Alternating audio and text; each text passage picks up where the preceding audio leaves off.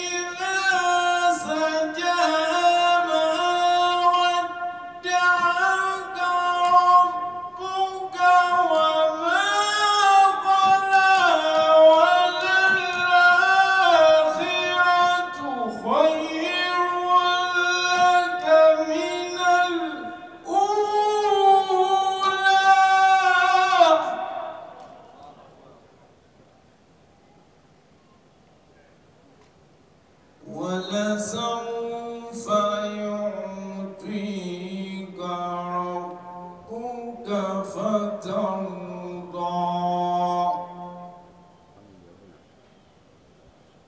ألم يجدك يتيما فآوى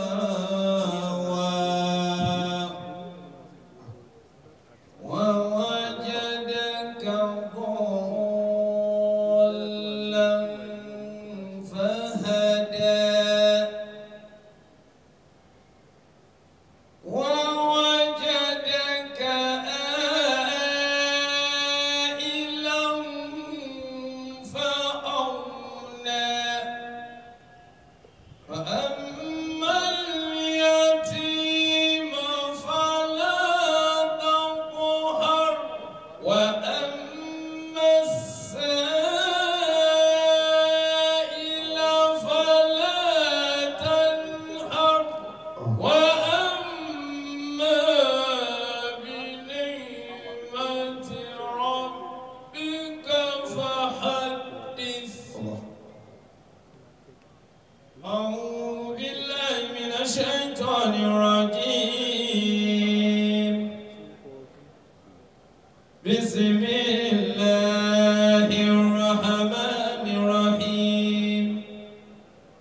أعوذ بالله من الشيطان الرجيم. بسم الله الرحمن الرحيم. إنه لقرآن كريم في كتاب مكنون لا يمسه إلا المطهرون لا يمسه إلا المطهرون لا يمسه إلا المتطهرون تنزيل من رب العالمين.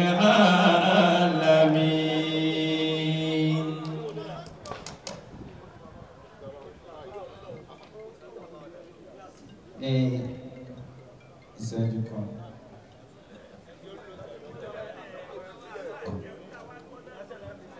Àwọn èèyàn wò pé mo lo mindil lẹ́nu. There are some people over there thinking negatively. I use this mindil to honor my sheikh, Fadila Sheikh Muhyiddin Sultan Wa'ili. Ọdún yìí ni bàbá kọ́ mọ́sálásí. Wọ́n wò mí sùsùn, wọ́n fi mí jẹ màmú. Kò gbóṣù méjì ni bàbá kúrò láyé tí wọ́n bá ní lọ́kàn láti ṣe tí wọ́n sọ fẹ́ dán ọlọ́nkà tọ́nà fi mú wọn kúrò lórí ìpẹ́ èròǹgbà wọn lè má ṣẹ